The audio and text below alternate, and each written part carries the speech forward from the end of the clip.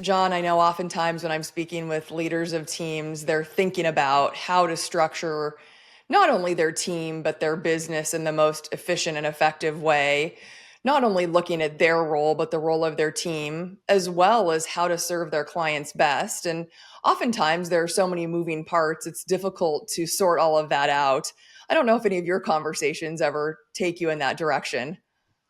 Yeah, it's interesting, Julie. I think, in the conversation we recently had with Jeremy Keil, I actually mentioned a lot of times when I see teams growing, our natural tendency is to want to hire other people like us. But what we really need to recognize is that we really need to hire complementary people who may excel in things that may drain energy from us. That's the way I look at it. What are those things about my role in my practice that I love doing? They give me energy. And what are things that, boy, I'll do them, but they really do take it out of me? I could not agree more. And actually, Jeremy has some great insight on what he calls building a GPS for your firm, how to grow, plan, and serve. And I think he just shares some excellent insight on that. Yeah, and I also really appreciated towards the end of our conversation, I'd urge our listeners to kind of listen for this. He talks a little bit about client acquisition strategy and making sure that your practice is recruiting and serving the types of clients that you really want to. And I thought his insight there was especially helpful. So, Julie, why don't you tell our audience kind of who Jeremy Keil is and why we've invited him on the podcast today? Absolutely. Jeremy Keil is a CFP and a CFA, and he's a retirement focused financial advisor with Keil Financial Partners. You can visit his website at keilfp.com. He is also the host of both the Retirement Revealed podcast as well as the Mr. Retirement YouTube channel. So please join us in a conversation that we recently had with Jeremy Keil. Hi, I'm John. And I'm Julie. We're the hosts of the Hartford Fund's Human-Centric Investing podcast. Every other week, we're talking with inspiring thought leaders to hear their best ideas for how you can transform your relationships with your clients. Let's go. Jeremy, welcome to the Human-Centric Investing podcast. We're so excited to have you here with us today. Thanks for having me on. So, Jeremy, on today's podcast, we wanted to talk to you a little bit about the importance of roles in the financial planning practice, because many of the financial professionals listening to our podcast started as their one-man shop. And what they found over time was that their business, because they presumably did a great job for their clients, continues to grow and build. And we're really interested in talking to you today about your thoughts about, as a business or a practice grows, why is role setting so important? So maybe just orient us a little bit to the challenge first, and then we'll talk about some of your thoughts about how you've dealt with it over time. Yeah, the challenge is that, especially if you start out with just one person, there's an inordinate amount of different roles that are out there that you're helping your clients with, or growing the business, or working the business on there. And of course, not everybody is suited to for every particular role. And so you got a whole lot of things going on. One of them is this concept of unique ability that Dan Sullivan in Strategic Coach talks about, that you should find what you're really good at and really love doing and just do more of that.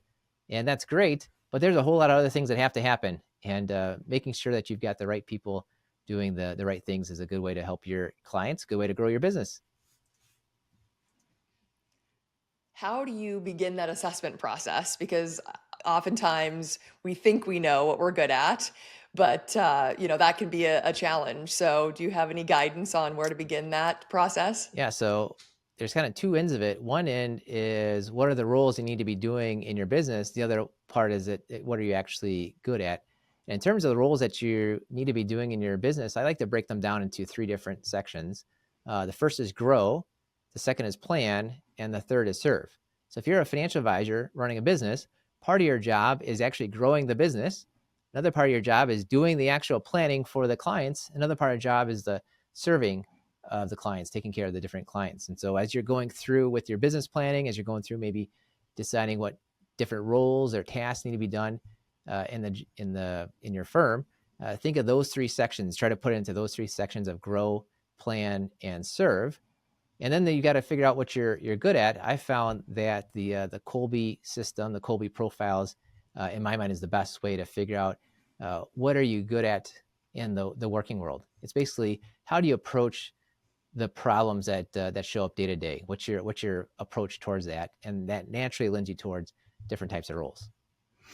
I know that Julie and I have worked with teams over time where I think the pitfall is, if we're a very good analyst, we think we need to bring another very good analyst onto the team, which means we're really good analysts, but there may be other parts of our business that suffer. Can you talk a little bit more about kind of how you found this Kolbe Right Fit system, and maybe about how you yourself used it?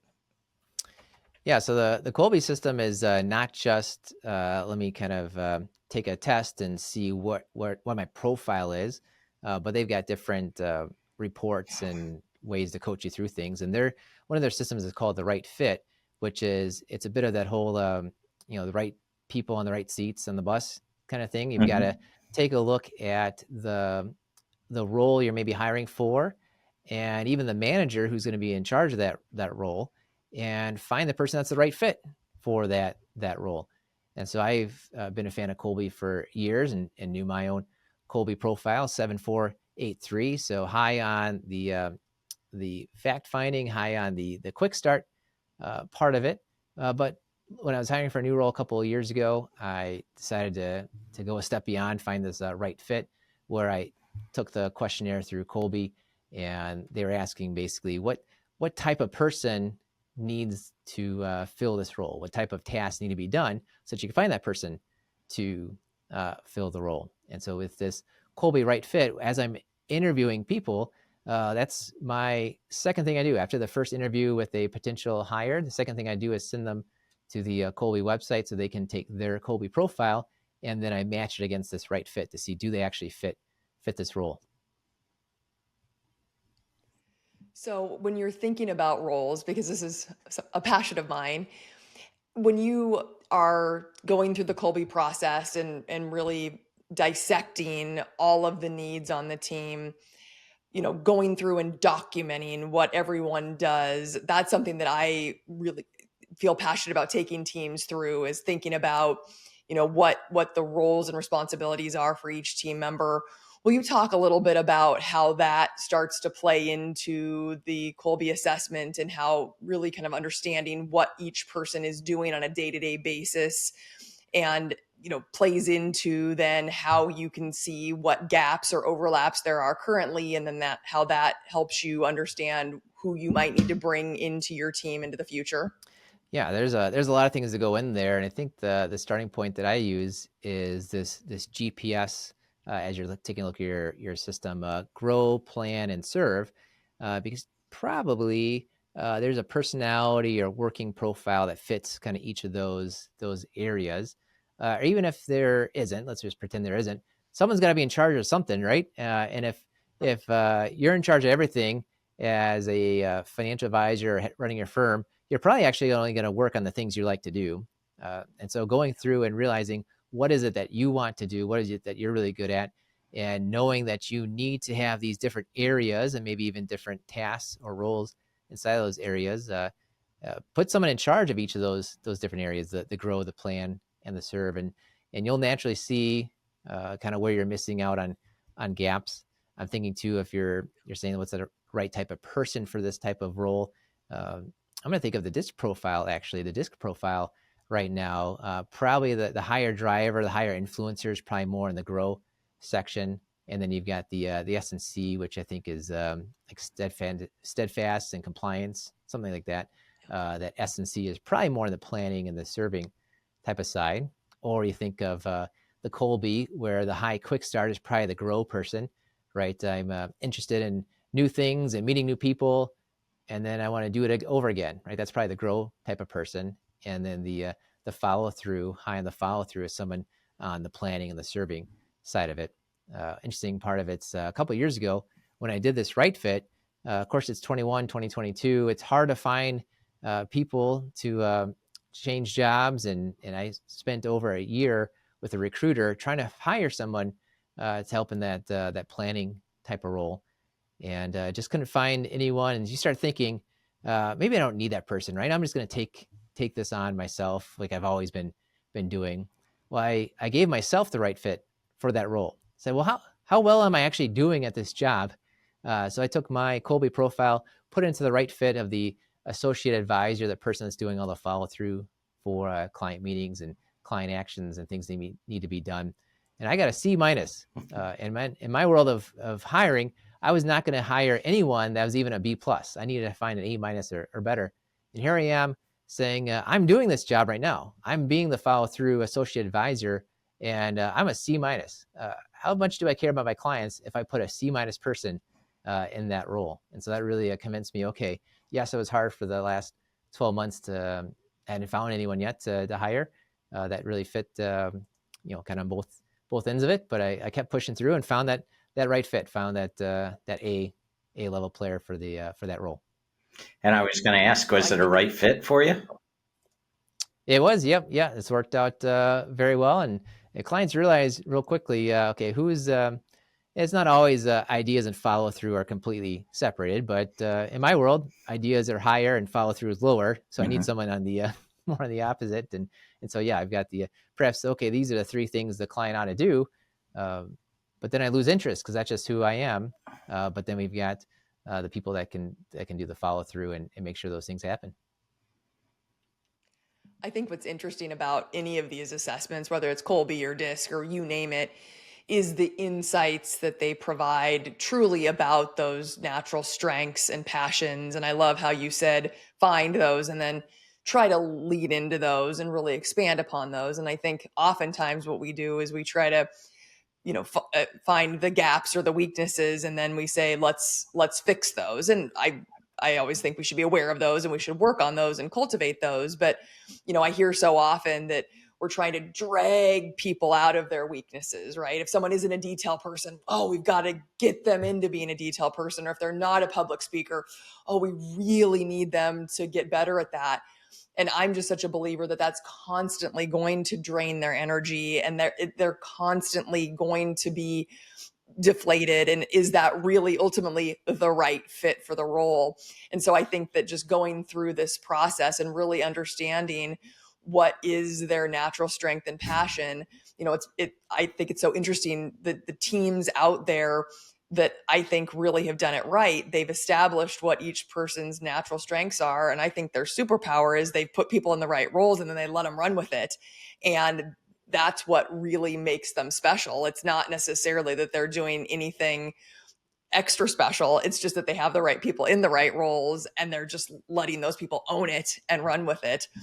I don't know. It reminds me of that. And I just think it's exciting when you start to it's like a puzzle, right, of these human beings, and you start to put it together the right way. And it becomes magical when people really can lock arms and do the things that they love. Yeah. And you just show your passion, your energy right there, talking about putting the teams together. It's interesting that Kolbe itself, when you get the Kolbe profile, they talk about the energy units of if you are 40% towards one way, you should spend at least 40% of your time in that level, that mode of working.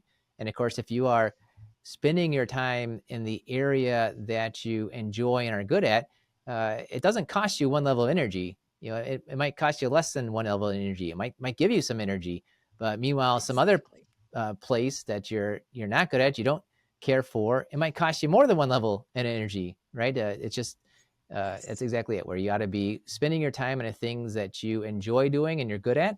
And usually you enjoy what you're good at and you're good at what you enjoy. And that's a good recipe for living life if you can do those two things at the same time.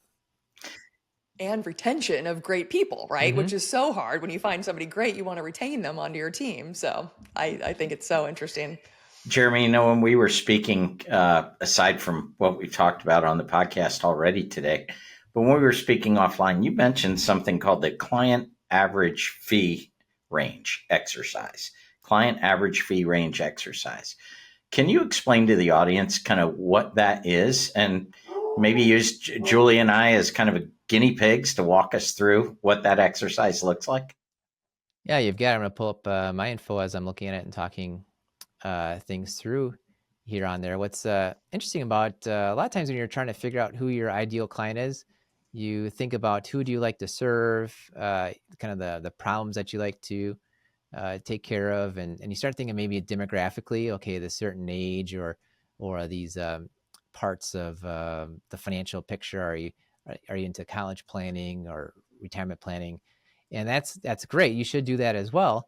But what's interesting is that a lot of times the level of problems you're being asked to solve are fairly correlated to the level of fees that maybe the client is paying you. And of course, you could just do this in an AUM type of thing. Like you theoretically, someone with $50 million has different level of problems or things than 5 million and 500,000 and 5,000. So you could do it in the matter of the level of assets that someone has. That theoretically, there's just different things going on at those different levels. I like to look at it in the revenue world because hopefully your clients are paying you a fee that's related to the level of value you bring in. You're charging them a fee that's related to the level of value that you're bringing. So I sort it out by the fee range, and it's interesting. Someone that's paying me maybe $30,000 a year has a different level of expectation, different level of things going on in their life than someone that might be paying $300 per year. And you naturally kind of gravitate towards a certain level of fees or that you're charging that they're paying. And what happens a couple times, it happens there is if someone's outside of that range, it might be that you're overcharging them, right? If you're used to solving $10,000 out of your problems, and someone's you're charging someone 50 grand a year. I'm just curious if you're actually even providing enough value there on the top side. How But or about the the other opposite, if way? you're if you go the other way, if you're charging 10,000 a year and someone is only paying you $100 or $1,000 a year, do you even care enough about them business wise, right? To maybe give them the level of attention that they should be giving you? Are they perhaps just being subsidized by the high end of your revenue clients? There's kind of some business, maybe even ethical problems that come into play when you've got people that are above or below kind of your standard range. And so I started looking at this, trying to figure out what is the standard range here for the business, maybe as a client or as an advisor. And that's helpful too. As an advisor, you meet more and more people, and you can't serve them all. So you got to figure out who's the right fit. Who are you going to look at and really get excellent at helping them out? And so the way that I approach things is I take the average fee. So look at all your clients, take the average fee, and then double it, and also cut it in half. And theoretically, right, so there's about a 4-to-1 difference there. Theoretically, there's kind of a tighter range. Well, the people that are above that range, you've got to really start thinking, am I providing the right level of value? What can I be doing to provide more value to those people? And then the ones that are below the range, are they actually kind of contributing enough to the firm to make it profitable for you to serve them? If they're not profitable for you to serve them, eventually you run out of business. But also, too, whoever's the lowest level fee paying, you're just naturally going to not pay as much attention to them as you should. And everyone deserves to have the client, every client deserves to have the advisor who is going to pay great attention and give them great value.